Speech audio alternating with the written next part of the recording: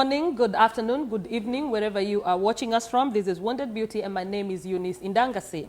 I am joined today by Apostle John Masinde, who is the president and founder of Dominion International Gospel Center.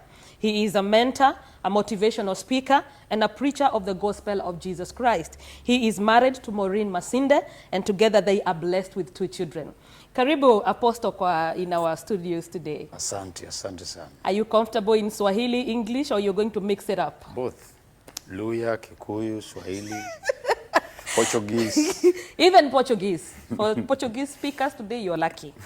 All right. Some people usually say, you know, the story of my testimony or my journey. I do not know where to begin. It's a long story. But I always tell people, begin from the beginning. The beginning of Apostle John Masinde. Where did you come from, your early childhood life? Yes. I was born in Nakuru. Nakuru town is in Kenya. I believe it's one of the most popular or one popular town. Nakuru town is where I was born. I was raised up in Solai. Solai is outside Nakuru. I can say in Swahili, Nakuru Mashambani. Mashambani. Yeah, that's where I was brought up. And a family of 6. 1 passed away, so we're 5 now. Mm-hmm. Yeah, I think that's a good beginning. Yes, that's a good beginning. But how was that life? Did you come from a well-off family? How was your school life? Yeah. I didn't come from a very well-off family, not really, but at least my family, my father would afford our upkeep. We had a farm in Solai where we were raised up. Mm-hmm. And my father was not well-off, but he was willing to take us to school to any level. Mm-hmm. And I was able to school up to Form 1, Afra High School, mm-hmm. where my real journey started from. All right. Yeah. Form 1? Yeah, Form 1. That was 1997. Take us there. 1997, I was the brightest in school. I believe God gave me a brain that is working. And I was very good at school. I've never been number 2 in school. Form 1 first term, I was number 1. Form 1 second term, I was number 1. Form 1 third term, I was number 4. Now, because of my name, Masinde, at that time, 1990s, because of politics, mm-hmm. Masinde Muliro, everybody knew. Mm-hmm. My original name is supposed to be Osinde. Osinde. But don't call me that. Okay. Sorry. So, but I didn't like Osinde. Osinde from the Banyore accent. Mm-hmm. So I liked it Masinde because of the Masinde Muliro popularity. And that name made me very popular in high school, mm-hmm. Afra High School, Nakuru. Also plus doing very well in class. I was also in some drama club. Mm-hmm. And by the time I was in Form 1 third term and I was number 4, then the whole school knew there was a problem. Wow. And this was the problem. We were living in an estate called Nakuru Press. Mm-hmm. That's the first time, because I was a day scholar. So I met some young men there in school, in the estate, and they made me smoke something. Uh-oh. And when I smoked it, I didn't know what it was. That's in Form 2? That was Form 1. Form 1? Yeah, that Form term. 1 from third term beginning. Wow. So when I smoked it, nikavuta, nikaona ground imekuja mpaka hapa. So I went home. I used to live with my dad. Mm-hmm. Because my dad was working in town, mm-hmm. municipal council then, yes. Today's county. County, yes. And he was also a preacher, a reverend, Baptist church, mm-hmm. with Bishop Maisha, but in the side of Nakuru Solai. Mm-hmm. So we were raised up in a Christian way, because my dad being a preacher. Yes. So I was staying with him. Mm-hmm. So every weekend, let's say Friday or Saturday, my dad and I would go to Solai. It's about 62 kilometers from Nakuru town, mm-hmm. to join my mother. Then we'll stay there, preach on Sunday. Monday, we'll go back. Mm-hmm.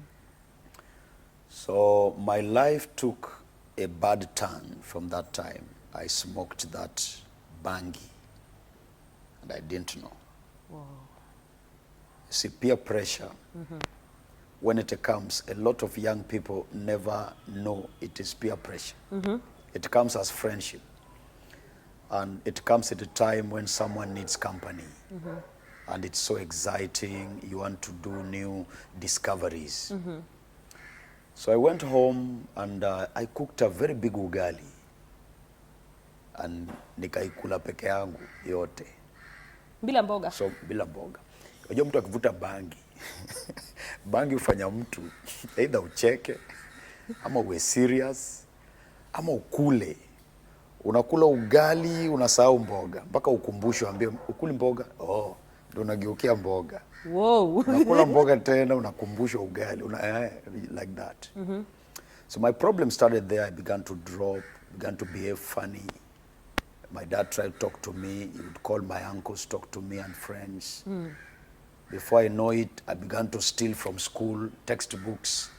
Because how do you buy bangi and you are a student?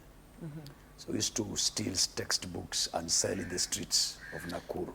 Just a little bit there, Apostle. The first time that you smoked bangi, that's when you went home and cooked the big ugali. Yeah, that's the But time. what caused you to smoke it again? Did you like it, or was the influence still continuing, or what makes somebody go back over and over again? To be an addict is a process. You can't be an addict of any hard substance or drug in one day. But what drives you to addiction is that peer pressure thing. Yes. Yeah, you feel more towards friends. Yes, than you your want to parents. fit in. You want to be there. You like the way they do things. You want to go out. Coupled with that teenage time, adolescent time. You know what happens. Yeah. So, in a way, I thank God for what happened, because that became the beginning of me today.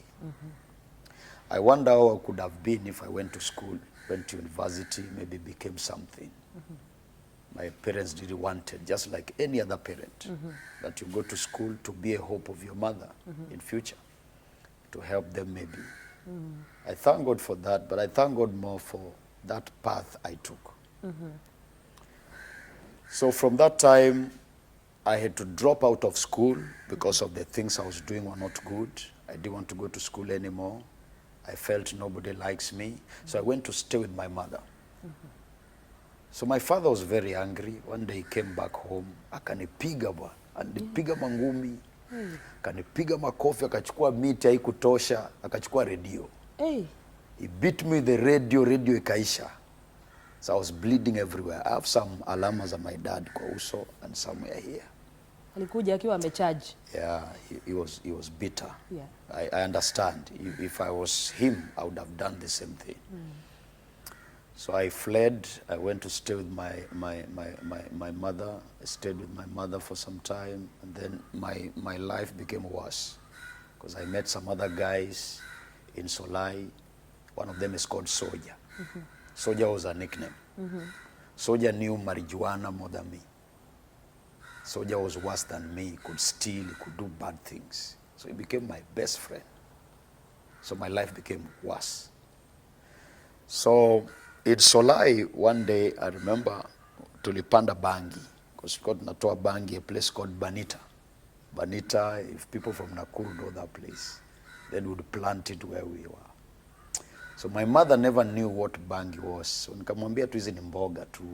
So my mother would help me to weeding weed. Imagine. She would help me to weed. Kupalilia bangi. Oh, that poor mom. I really feel sorry sometimes. So my neighbor, the neighbor, used to tell her, mtoto wako na mtoto wetu wanapanda bangi. I said, no, mtoto wangu hapandi bangi, she would defend me. Many women defend their children. Yes. But they don't know they are defending evil. By the time they know the truth, the boy is dead, he's shot dead. You get it? Or something just happens. So it's good for a mother to call spade and not put down a rod to help a child. Though in this case, the case of your mother, she did not know. She didn't know it was bangi. Yeah. So she was Niliona ni ready, maua. but she knew something is wrong with me. She knew. She even went to school. It was called Jamhuri Primary School, where we schooled to class 8. the school had now started a new secondary school. So they were taking new students from one. So my mother talked to the chairman of the school, and I was taken in. So ni repeat. I would have gone to Form 2. Yes. But now I have to repeat Form 1. Hey, I did bad things that school. Now, I couldn't continue in the school. Police came, arrested me several times in Solai with soldier. So the third time they came to arrest me because of bangi. Kulikuwa kashamba kadogo tu kabangi, sika kubwa sana, kama hii chachi hivi. So they came. Unataka kucheka? I'm just imagining. Yes. So the police came, and I remember they told my mom, "We are here to take your son. Mtoto wako anapanda bangi." They had already arrested soldier. And then school ilikuwa ni msimu wa mahindi. Mahindi yamegrow. That was 2000 2000. So mahindi ilikuwa imekuwa iko karibu kutoa zile naitwaje maua. Yeah. So my mama akaja mpaka kwa mahindi ndani, akaniambia kumbe hii inakuanga ni bangi. Akaniambia polisi wako hapa kukushika.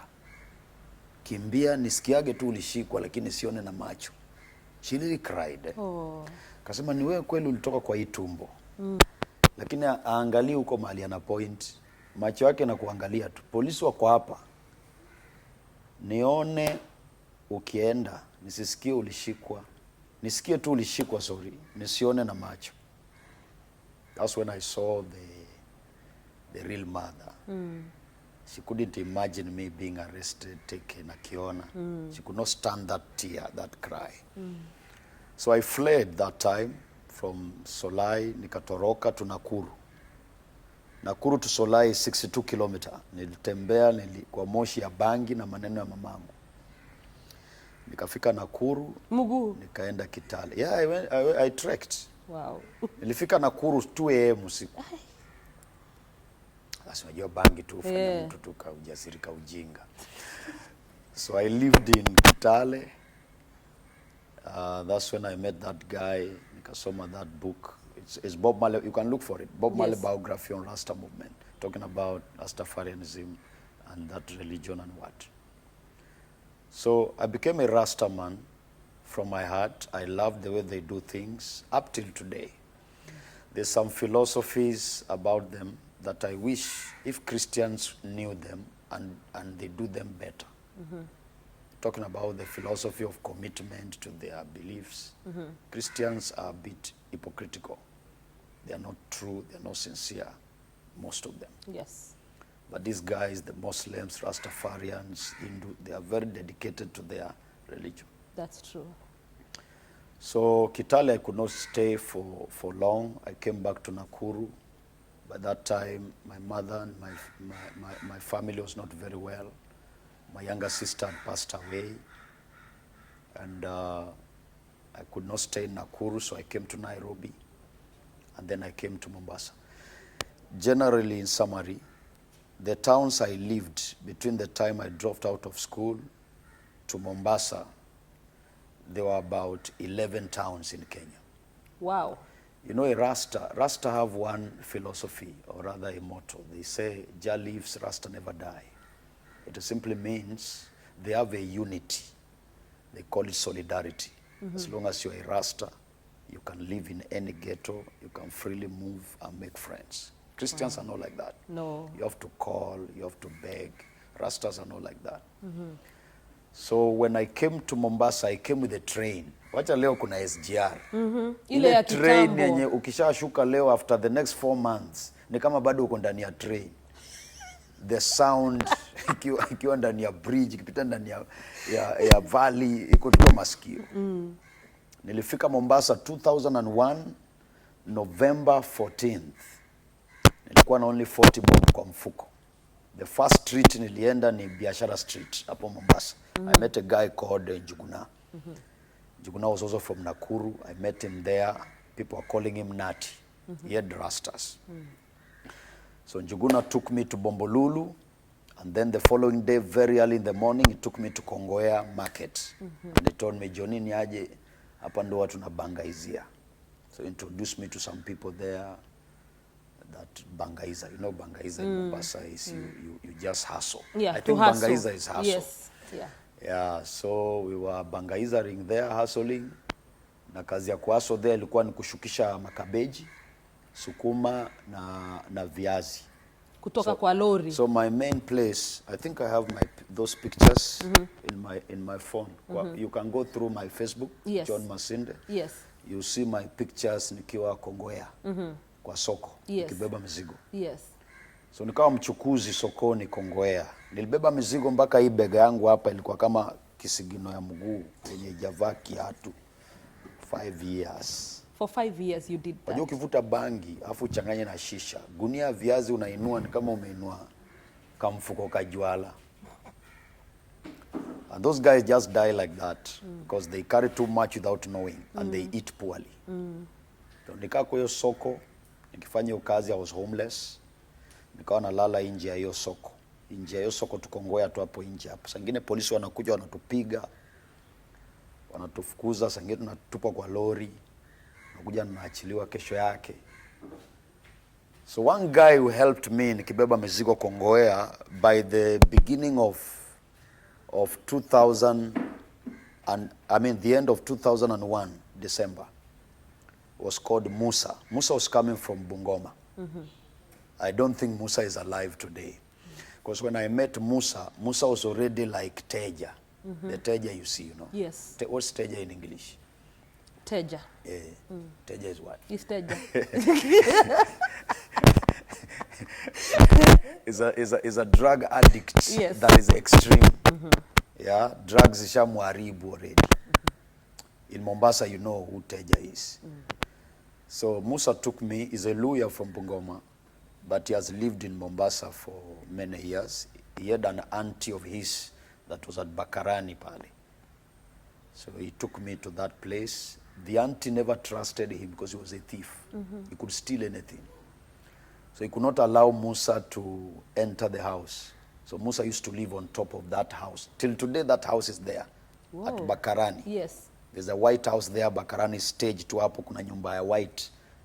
Hata hiyo rangi bado haijai kuwa repainted. Every time I want to remember where I came from, I always go to Bakarani. I go to Uwanja wa Kishada, hapo Mtopanga, and then I come to Bakarani juu ya hiyo nyumba. I remember. So we used to stay hapo juu ya nyumba. You mean like on the roof? Yes, on the roof there. There's nothing, ni roof to open.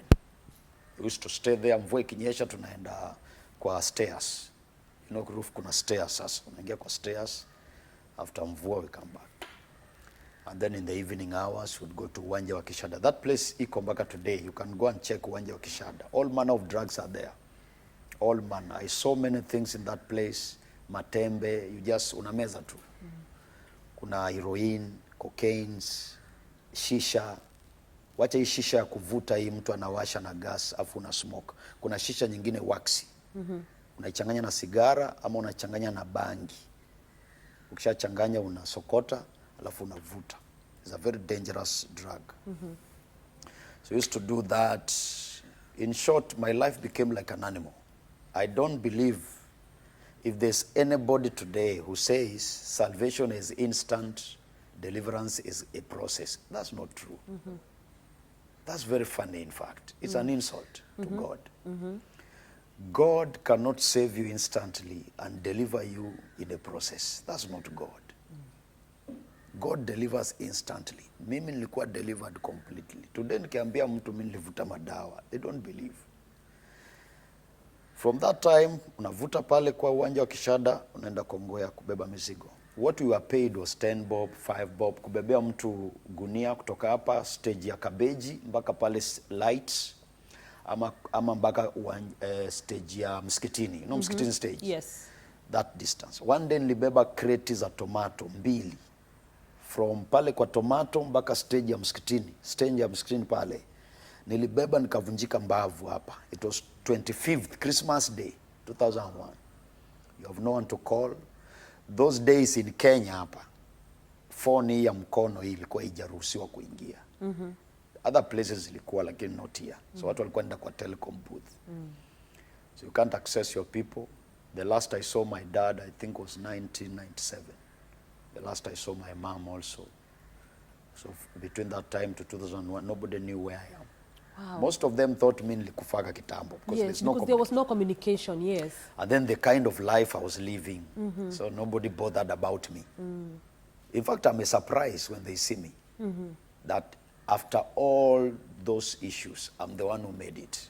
Wow. You see how God works? Yes.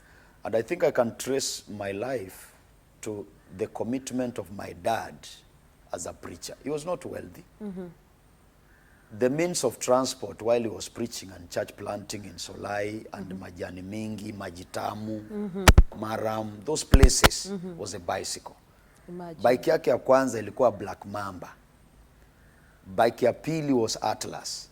Alafu akajibaia bike yake from saving. Akasave. Akajibaia bike ya Avon. Hiyo bike ilikuwa inatunzwa. Yaani bike inapakiwa pale hivyo inaoshwa afu inangojewa ikauke. Mnaiangaliaga tu mbali hivi. You can't even go near. That was like Pajero.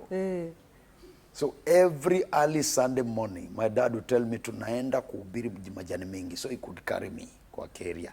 Unajua carrier. Carrier ni katika kiti ka nyuma kama. Yes. Ananibeba mpaka tunaenda tuna preach tunarudi usiku. So I believe those seeds, even though nilikuja nikapotea, hizo seeds ziniregesha. So before we go there, let's continue now with the journey. Hapa mbavu zilipovunjika. That was by the way. So nikarudi sokoni Kongowea. Pale nyuma ya Kongowea pale kuna makaburi. Inaitwa Kongowea makaburi. Yes. Nilienda kwa hiyo makaburi nikakaa hapo mpaka evening. I remember some people came, I think they were policemen. Walikuwa mvatui nini private. Civilian. So wakuja pale wakaniangalia, I was crying, I was in pain, but I was smoking bangi bado tu. So I didn't care. Nikatamani life yao jamaa wamededi. I remember some guys who are very close to me also died. Some died of asthma, some died of mob justice, some died very funny deaths. Waenda zao. Unajua kuna hayati, kuna marehemu na kuna mwenda zake. Are they different? Yes, mwenda zake ni mtu amekufa kifo kijinga tu. God. So I stayed there up to around 6:30 p.m. That guy came there, tried to encourage me. Akaniambia, please, don't worry. Akani encourage. Who was that? There was just a guy too. Okay. I can't remember who he was. So I left there, and while I was walking back to the market, I met a drunkard. Ni mzee kabisa Kikuyu, mzee Mkikuyu, mzee kabisa hivi. He was so drunk bwana. Kumbe kulewa iko in levels. Kulewa is in different category. This guy was so drunk bwana. Akaniangalia. Akaniambia naona una tabu mingi kuniliko, and it was true. I had more problem than him because him at least by look he had a place to go. Yes. So akanichukua akaniambia, I want to give you something itakusaidia. So akaingiza mkono kwa mfuko ya nyuma. He really struggled, anayumba, anajaribu kutoa. So akatoa Biblia ya Gideon's, that small Bible, it's blue. Mlevi. Kaleka mlevi, imagine ambiwa Biblia kwa mfuko. Wow. That's why I believe God is God. God can use a prostitute to preach to a prostitute. That's true. Na huyu mwamehubiri aende hell, huyu mwamehubiriwa asave. And nobody can ask God, why are you doing this? A drunkard gave me that Bible. Ndio Biblia nilisoma. One day nikiwa tu kwa ghetto, nafuta bangi naisoma. Nilisoma hiyo Bible. Nilisoma na bidii. So nikasoma ile scripture nasema, it shall come to pass that day, whoever will call on the name of the Lord shall be saved. That's how I cried. I really cried with that from my heart. Lord, save me. So nikasikia tu amani kwa roho. Wow. All by yourself. It happened same day there was a crusade. Kwa imeletwa hapo Bombolulu. Nikaenda kwa hiyo crusade, nikaombewa. Ndio kanisa ikafunguliwa pale Bombolulu with pastor naitwa Reverend Haron Kiriga. Sasa yako Mikindani, if you know him, you can ask for him, he can tell you my story. Yes. So Pastor Haron ndo alifanya a lot of work in my life. Ya kuni clean. Because the first time niliingia kwa hiyo church nilikuwa nimevaa kinyasa, this kaptula type. No kaptula. Kaptula. Yes. So kavaa kaptula na vest na slippers. I had blue slippers, a brown faded trouser na hiyo vest ya blue. Utaona kwa hiyo picha ya FB. Those were my shoe. Hii mguu hapa kwa hili ilikuwa imecrack, unaweza ficha kobole. Hapa, you don't need to go to the bank, just put it there. It's your So saving. you allow us to use your pictures for the program? No, they're there. You can we show will while them. interview in Yes. picture. You can picture to picture, no Yes. problem. Okay. I stayed in that church from 2002, 22nd Saturday, from that Sunday and Monday. I told Pastor Aaron, I have no place to stay. So akaniambia kaa hapa kwa church. Hiyo church ilikuwa haina walls, hata huku nyuma. So nilikaa kwa hiyo church for 2 years. Wow. Nikifagia, attending sub. I think that's how I was rehabilitated. Ningeenda kwa rehab, but my rehab was church. That really helped me day and night. But I was still working at the market. Nafanya kazi sokoni na kuja pale. So there is something earlier on you said about salvation and deliverance, that God cannot save you instantly and then deliver you as a process. When you came now to church, na ukaombewa, did you no longer have the cravings for what the drugs you were using? Those temptations were there because the devil will always come after you. He doesn't give up. He kept on coming through friends, former friends. So one thing they began to say about me is say, huyu anaringa ameenda kufanya kazi ya kanisa. Si tuwezi fanyisho kazi ya kanisa.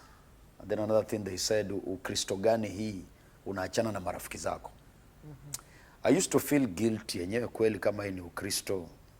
Why can't I stay with my friends? But I realized that good morals are corrupted by bad company. Who you follow determines what follows you. You can't have a bad friend, no matter how good you are, and be good. That's why when someone is born again, he says bye-bye to his old life completely. Amen. There's no apology about it. You have to lose a lot to gain Christ. You get it? Yeah. If I still continue to hang around with Akina Musa, Akina Omari, I would have died like them. Omari is dead today. Tulikuwa naye kwa Kisauni Wanja Kishada. Asani, Akina Musa, and some other guys there from Western, from Kikuyuni, that had stayed in Kongowea for 20 years without going home. Wow. When I got born again, they used to mock me at the market. Kazi ya kanisa fanyisha. One day we beat one guy there. I was with a guy called Michael. So tumeokoka, usindo wa okovu pale. Unabeba mizigo like Bible iko kwa mfuko. We were seriously born again. And then you see the kind of place I was doing rehabilitation. It was in church. Yes. And I was serious, I want a new life. And then a guy there alikuwa anadai. Ilifika saa 6, hajalipwa. So akaenda akaambia mama, we, nipe pesa zangu bwana. Kazi ya kanisa fanyisha hawa. Sisi sasa. So Michael remembered his days. Kashiko jamaa kampiga sweep bwana. Kaangusha chini. So I was helping. We beat that guy. We didn't know any scripture. But we knew we are born again to be respected. Yes. But we didn't know which scripture to quote. So we were hitting and said, tumeokoka tuheshimiwe. Hatujaokoka tudharauliwe. Unasikia? So it gathered a crowd and we preached that gospel. Tumeokoka tuheshimiwe. So everybody left knowing mtu okoka aheshimiwe. Wow. And I tell you, respect came back. So people respected us. Began to call us ndugu. Bwana asifiwe. Ndugu. So they began to call us like that. Yes. So one day, this is how my journey began to missionary and ministry. I was in church, at that church in Bombolulu, and I told you there was nothing everywhere. So upande wa wall, wa altar, they succeeded to put some iron sheets. Yes. So I went to the market that day and I had a cry for a change. I knew I'm a Form 1 dropout. There's no possibility of any decent work, white collar or blue collar. In this generation, if you drop out of school, it's only the mercy of God now. So I really cried to God. I knew, God, in your mercy, there's something better that I can do. Nitoe tu Kongowea. That was my cry. I don't care Malutan Peleka, but nitoe tu Soko. Nitoe Kongowea. Yeah. Because there was no difference when I'm Mchukuzi and when I was on Sunday. I just look like the others. You know how they look like.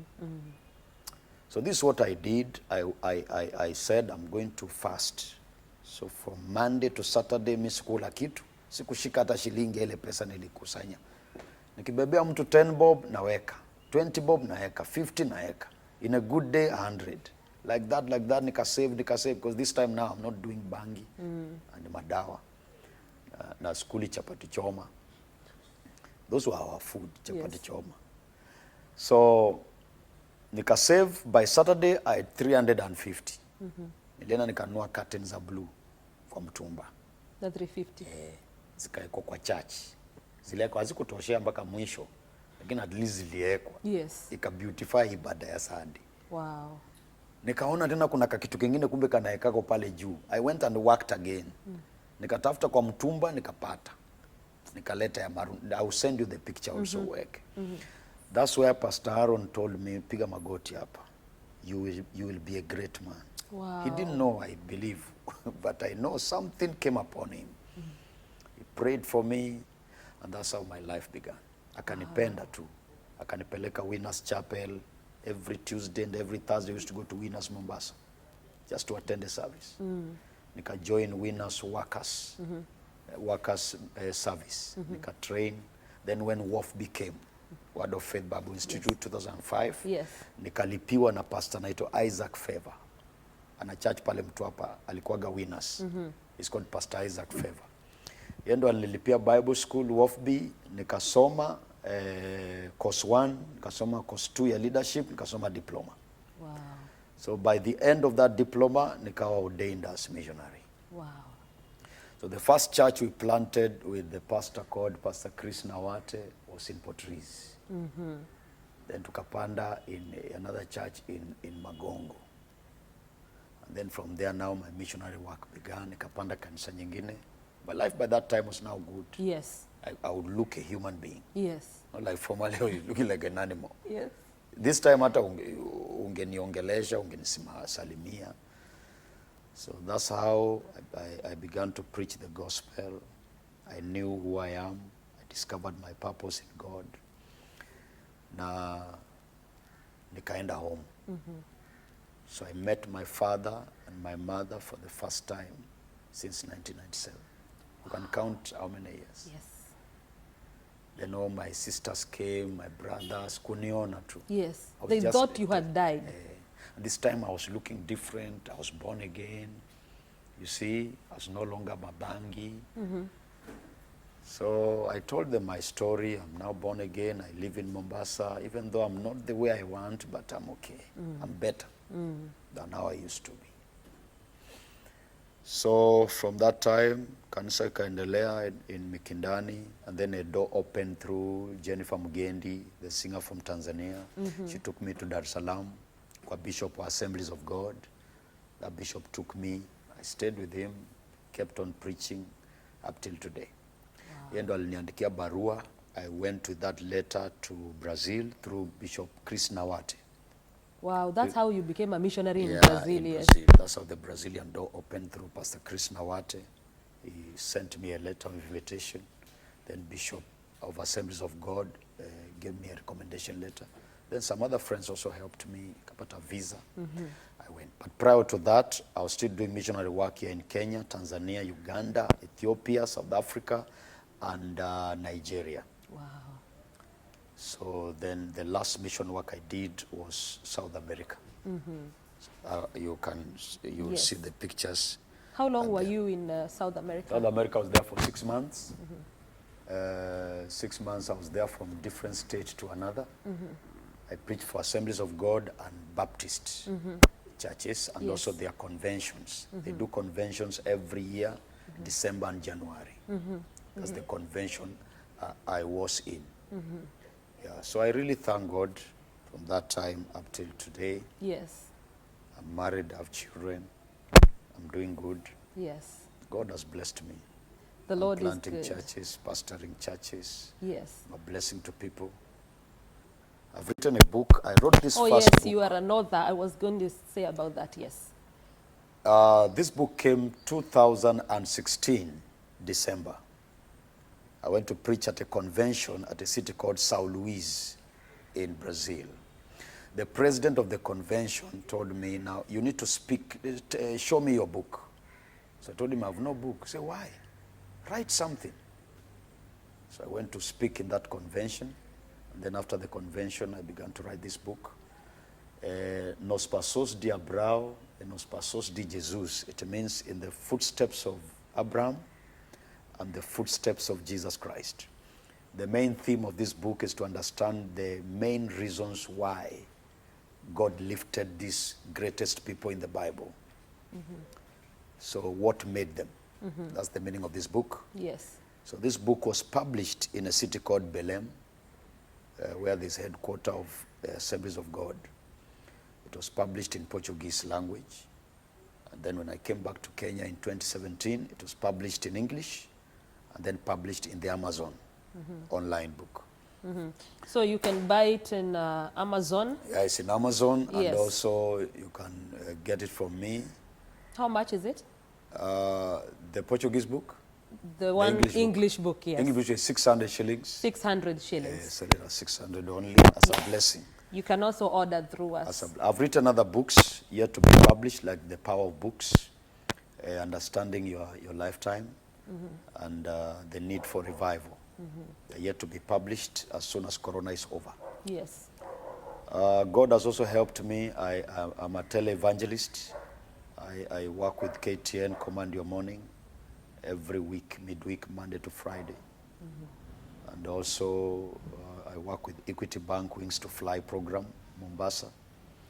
I speak also in other forums, youth forums, conferences and convention. God just loosed my tongue. One day I prayed. I could not speak English after years in the ghetto, dropping out of school. So I prayed, and Pastor Aaron told me practice makes perfect. Sometimes I could lock myself in the room and speak to chairs. So again, nakwama, narudia. Nagonga mawe. One day I was told, you are the one who will do offering time on Sunday. English service, first service. Luke chapter 6 verse 38. Nilishindwa kusoma.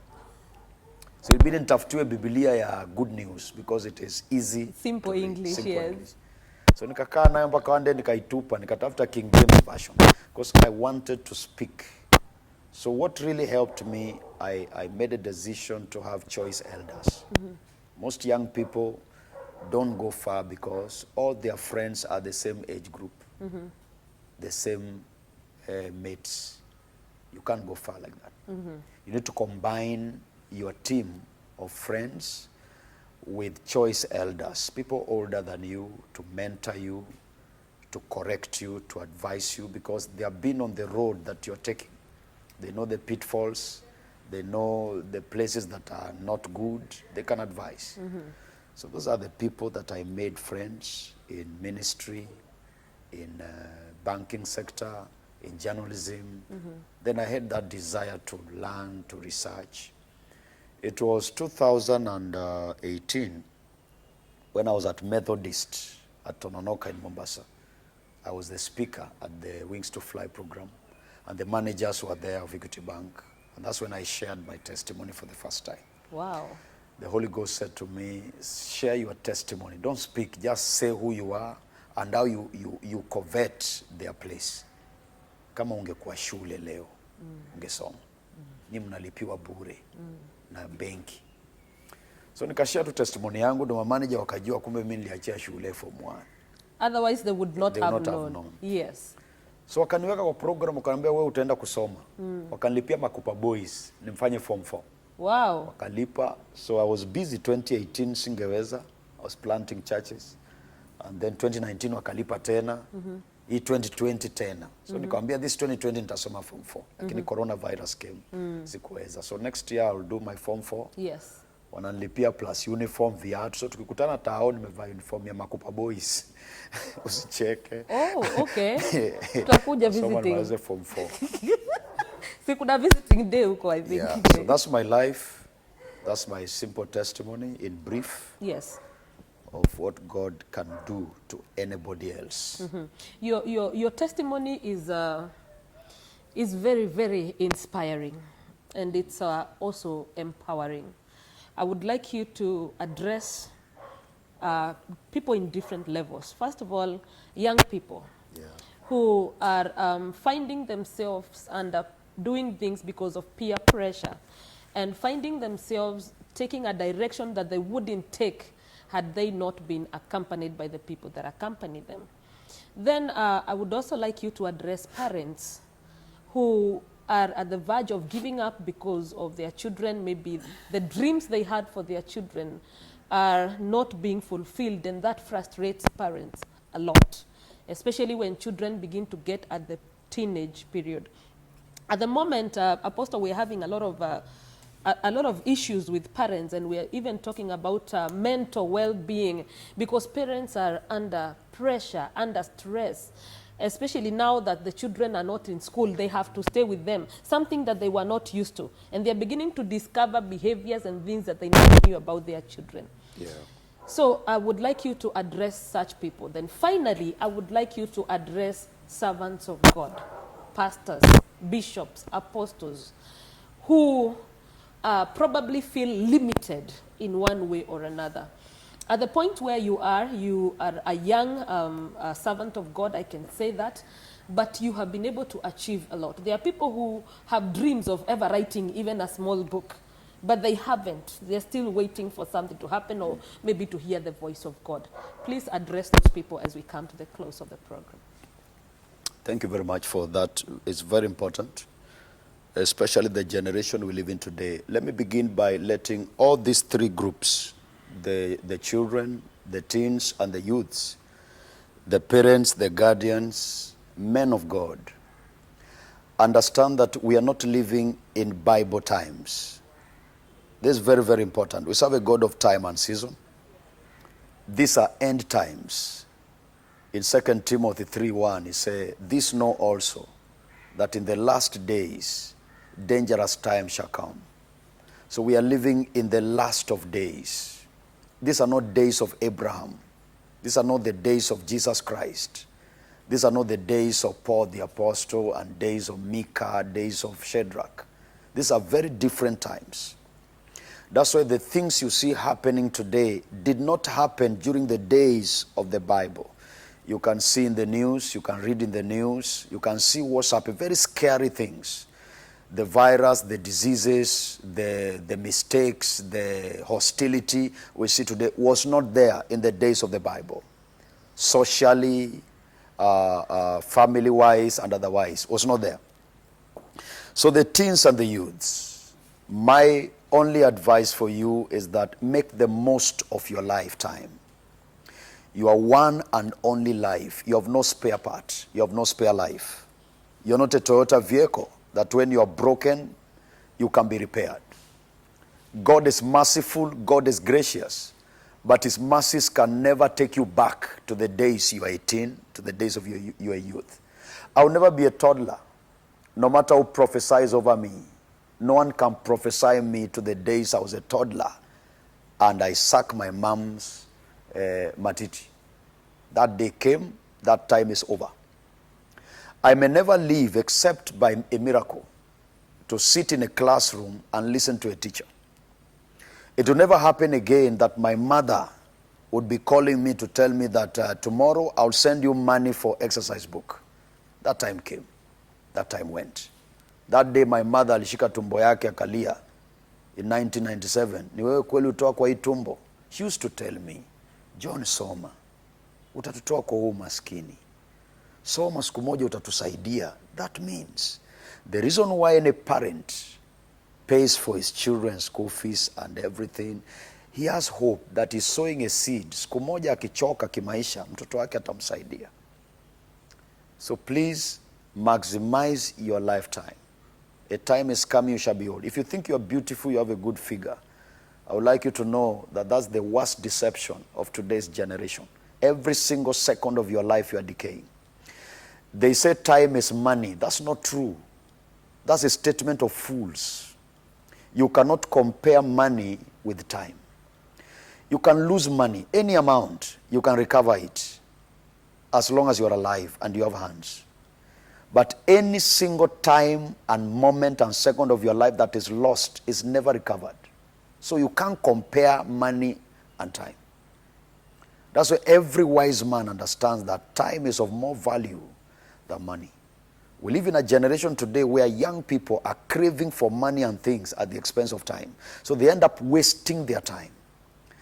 If I knew what I know today in 1997, I believe I would be someone better, maybe in the secular maybe in some profession, with the kind of bright mind I had. My father knew very well. Mimi sisomi kitu mara mbili. You tell me something, it sticks. Because even a madman remembers to eat. Okay? That's true. There's no madman who doesn't eat. A madman knows where his mouth is.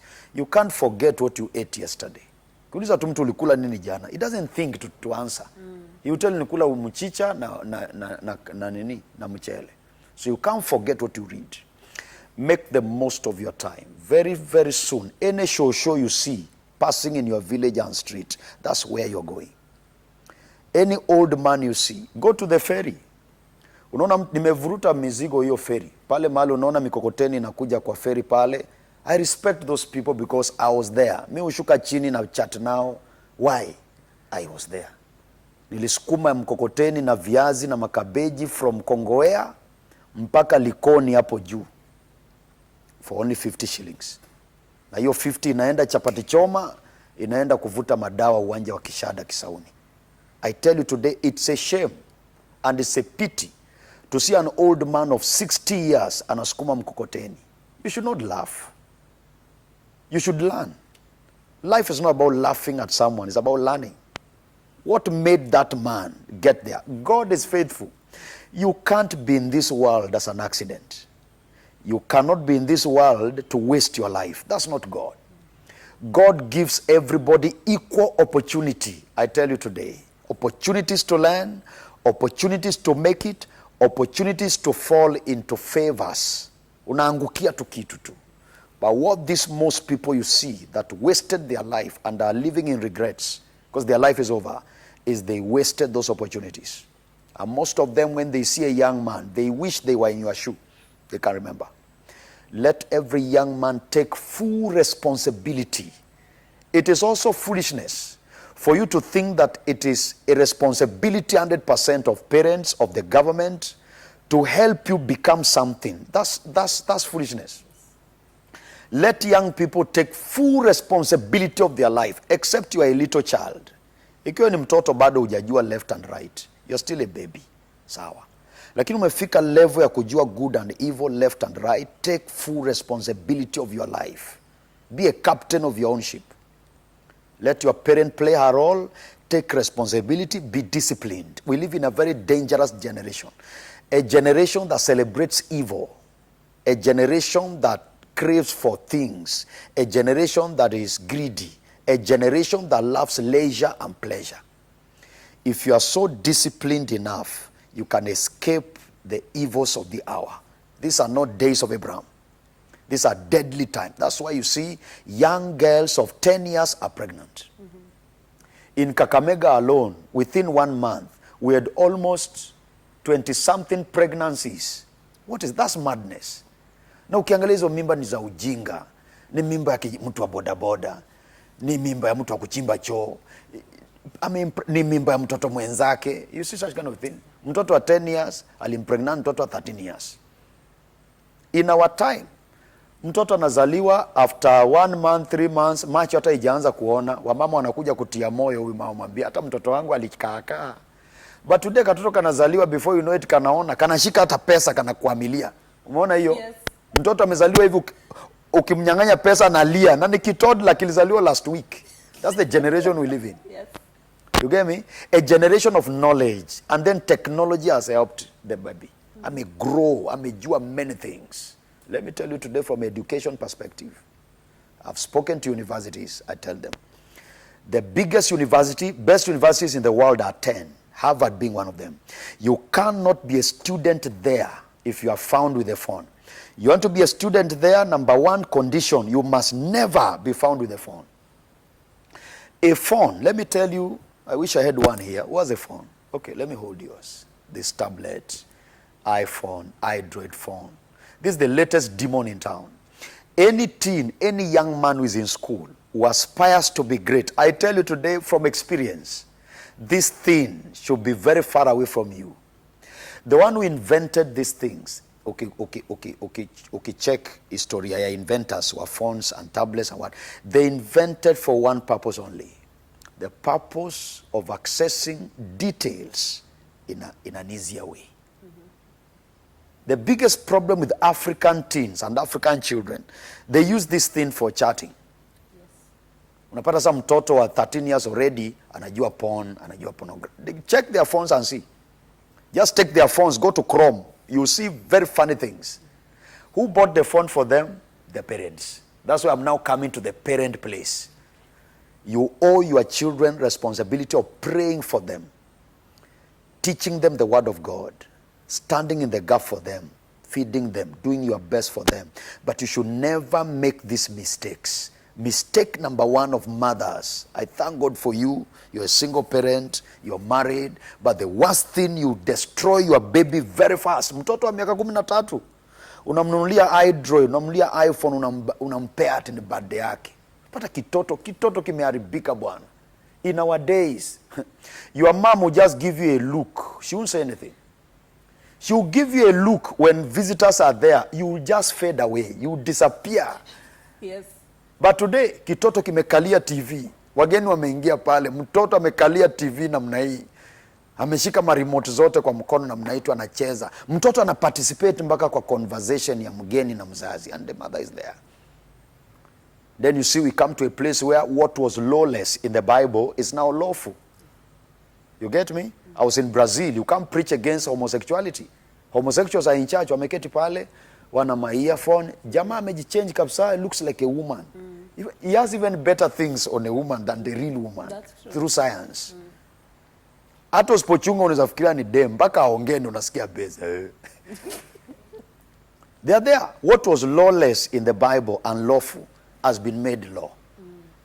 That's why I thank God for East Africa and Africa rejected such kind of things that are done in the West. So people today, you need to understand our time.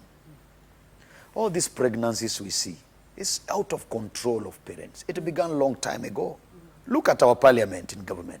Wanapitisha laws. Kiboko hakuna shule. What did God say in his wisdom? God in his wisdom concerning children. He said, inside every child, there is a well of foolishness. It's a rod of correction that dries it. When you put a rod of instruction and correction down, you have destroyed your child. If you can go back to those days, I tell you, is it pregnancies tunaona leo tungeenda kuona. Watoto vidogo, vitoto vya miaka 19 anavuta maunga. Tembea hapa Diani. I live in Diani. I've stayed in Diani here. Walk in Diani and look at young girls. Just look at them. You don't need to be a prophet. You just look at their lifestyle, the way they do things. You can know there's no future. Another 5 years, there's nothing here. Kitambo, ungeenda kwa mama yako, unapata watoto wasichana. Umezungukwa na ndugu zako pale, maanko. Watoto wasichana wamekaa kule kwao, miguu iko chini, flat, wamejifunika completely. Today, go to the homes, go to the street. Mama amevaa baika anatembea kwa street. Vitoto vyake pia vikisha vimevaa baika. Do you know what baika is? Just something up to here. Huyu ni mama ya mtoto. And then mtoto akipata pregnancy ya mapema, you are yapping and making noise. We create it. Number one, government should review the laws concerning children and school. Allow teachers, give teachers full responsibility over your child.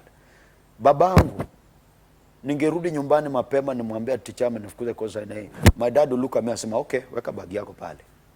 Monday sinarauka shule after weekend. Saa 4 hapo nasikia, John, unaitwa? End of it. I will meet my dad there with the headmaster. My dad will tell headmaster, tell me why this guy hakuwa shule juzi. Then the headmaster will say the truth. Nitapigwa. And then my dad will add me 5 powerful strokes. Ati anasaidia mwalimu. Today, there are teachers, I know some of them, there are teachers in jail today shimolatewa kwa makosa wakufanya. Imagine. A parent alikolabo na mtoto, mwalimu akaenda jela. That's the generation we live in today. Let parents take responsibility. You're not doing your child any favor by kumlea kama kuku ya grade. Pampering them. Over pampering a child is deadly. But the bottom line is, no parent can conceive, no parent can give birth, no parent can raise a child without the help of God. Right. So this is what to do. Let a parent begin to commit her ways to God. Raise your child in the fear and admonition of God. Teach your child early the fear of God. Teach them the lifestyle of God. Teach them, show them that there is God. You get me? Yes. Then they grow. The Bible says that child will grow knowing God. Na akizeeka hata sahau. Today's children, a Christian parent anaamka asubuhi anasema tu katoto kakisikia, katoto ka 5 years. Anasikia leo hatutaenda church, nina nguo mingi hapa za kufua. But no, children grow by observation. Children learn by observation. So children grow knowing that going to church is not that important. It's optional. It's optional. What would hinder that child from being an Illuminati? Ni itazuia mtoto kuvuta bangi. Siku hizi in university, madawa kulevya, universities of today. Ni itazuia mtoto asiwe malaya. Today we have a percentage of prostitutes in the streets of Mombasa and Nairobi. They are not prostitutes per se. They are students of university. That's right. They are students of college. They roam the streets at night. If you look at their parents, they are wealthy parents. They are not in the streets because of money. They're in the streets for leisure. Wengine wako kwa streets, unapata mama kupeleka mtoto university is not a joke. Utauza shamba. University sio KG1. University sio Yale primary school. Utauza gari, utauza shamba, utachukua loan. Umelala tu kijua mtoto wangu ako shule Nairobi University atanisaidia. Kumbe mtoto wako kwa street Kimathi street kule. Imagine. Let's allow God raise a child. Finally kabisa, in the place of men of God, we have a duty to play. Let's teach the full gospel. Let's not deceive people. Let's preach the gospel of this time. Let's preach the gospel that relates to the issues of now. Sasa huwezi hubiri story ya Zakayo alipanda juu ya muti. Hata wewe ukiwa kwa muti, Yesu anakuambia shuka. That's not gospel of now. People are going through issues. Yeah? Do research, be a learner. Search, read books, read the Bible. Search, understand what's happening in the environment today. So that when people come to church on Sunday, you are relating to issues. People are coming to church today not to hear Zakayo alikuwa juu ya muti. They are coming today to hear what solution can they get to what they are going through right now. Right now we are facing pandemics. We are facing confusion of a virus that has no cure, no vaccine. We are facing political issues that are so tough. We are facing agricultural, economical, social issues that are so complicated. We are living in a very complicated world today. We must preach a gospel. Same Bible, but gospel that hits the people at the area of their need. People are looking for solution today. Let's give them as men of God. I denounce this word that was given, that men of God don't offer essential services. Let me tell you, there's no nation that can be sound without men of God. That's right. So I think that's what I have to say. Thank you very much, Apostle, for that very inspiring and encouraging word to parents, to children, teenagers, and to the servants of God in today's generation. I will not add anything to it. I will say, may the Lord bless you. May the Lord keep you. May the Lord cause his face to shine upon you and be gracious to you, both now and forevermore. Until next time, bye-bye.